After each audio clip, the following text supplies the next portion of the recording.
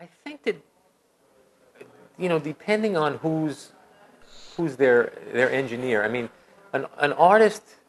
Some artists are artists slash technical people, okay, and some aren't. I mean, and you never really know who's really going to be on it and who's not going to be on it. I mean, I had Amy Lou Harrison here a couple of years ago, and she's the nicest person in the world, but she really wasn't into mastering. It really wasn't what she did. It wasn't how she listened to a record. And she had specific editing instructions, specific maybe vocal levels, her vocal level.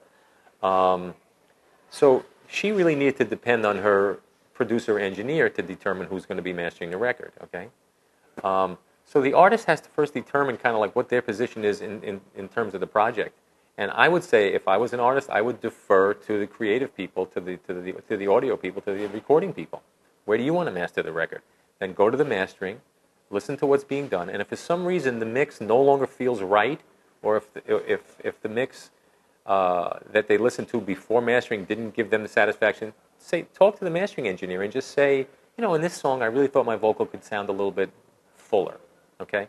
So there is a way that the artist can kind of fit into the mastering if they're not an engineer, but generally I would defer, if I was an artist, I would defer the decisions to the technical people. Now, how would they as a team pick out who they wanted to use? I say from the records that they thought sounded great, They have a bunch of CDs, the ones that they thought sounded great, and the ones that they didn't sound great, bring those to the mastering studio too. Say, we didn't like this. Why? What is it? And you'll be able to learn about what turned you on about it and what turned you off about certain types of sounds.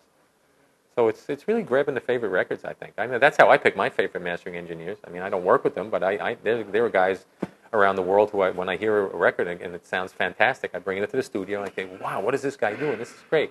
So that's how, use your ears.